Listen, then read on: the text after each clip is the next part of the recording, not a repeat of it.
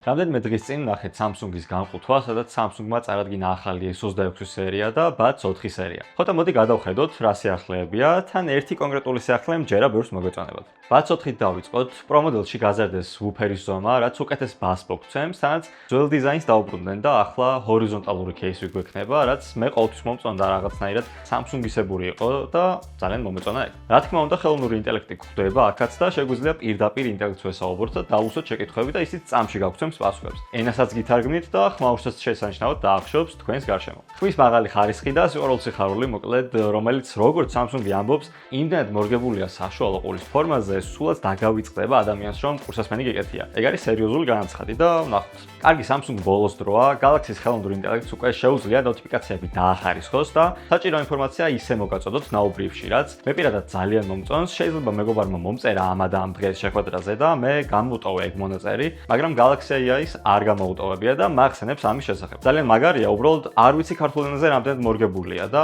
გასაოცნებელია ეს. Bixby მიიღო განახლება და შეგეძლებათ სისტემაში ნავიგაციისას დაიხმაროთ და პირდაპირ კითხოთ რას ეძებთ, ისიც პირდაპირ გიპასუხებ. ამასთანავე Samsung-ის ბრაუზერიც განახლა და Perplexity AI-ის დახმარებით უფრო სწრაფად შეძლებთ ინფორმაციის მოძიებას. Circle to Search-ით უკვე შეგეძლებათ ბევრი რაღაც ბოზემოთ ერთად, მაგალითად Samos-ი, რომელიც თქვენ საყვარელ celebrity-ს აცვია, რაც ასევე მშვენიერია. Galaxy AI-ის დახმარებით უკვე ჩათებში დაწერილი ინფორმაცია შეგეძლიათ მარტივად გაიგოთ და ხელოვნური ინტელექტი მესიჯებიდან გამომდინარე შემოგთავაზებთ კალენდრის ნახვას, იმეთის დამატებას, ან თუნდაც თუ ვინმე გთხოვთ, რომ წინაკვირის წვეულების ფოტოები ჩაუყაროთ, ახლა ინტელექტი პირდაპირ შემოგთავაზებთ წინაკვირის ფოტოების გახსნას, რაც ძალიან ბევრ დროს დამიზოგავს პირადად მე, როგორც სამეგობროს ფოტოგრაფს.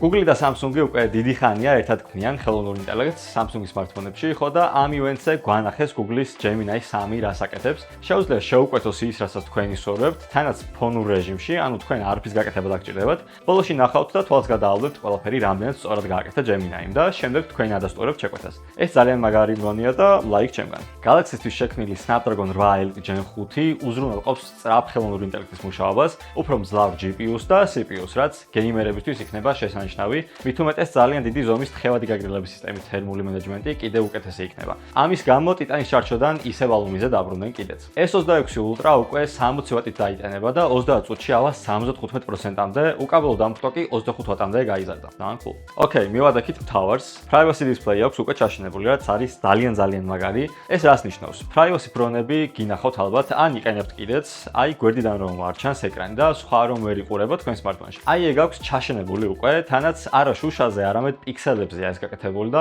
შესაბამისად ჩვენზე მორგებად შეგვიძლია. მაგალითად, კონკრეტულ აპლიკაციაში შესვლისას რომ ჩაერთოს, ან ნოტიფიკაციები რომ დაიფაროს მარტო და გვერდზე მდგომმა ვერ დაინახოს რა მოგწერეს. ეს არის ინოვაცია და ბრავო მართლა.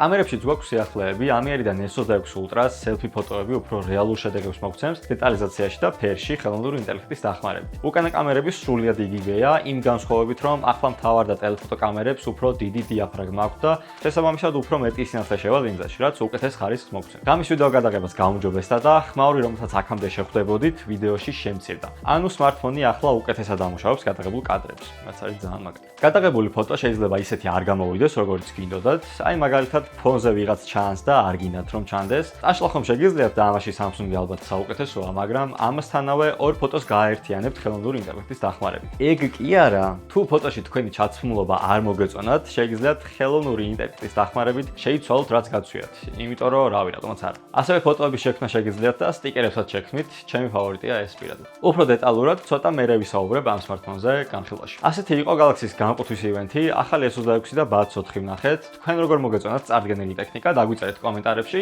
აქაც გამოიწერეთ გზაში და მე შემდეგ შეხვედრამდე დაგემშვიდობებით. ნახვამდის.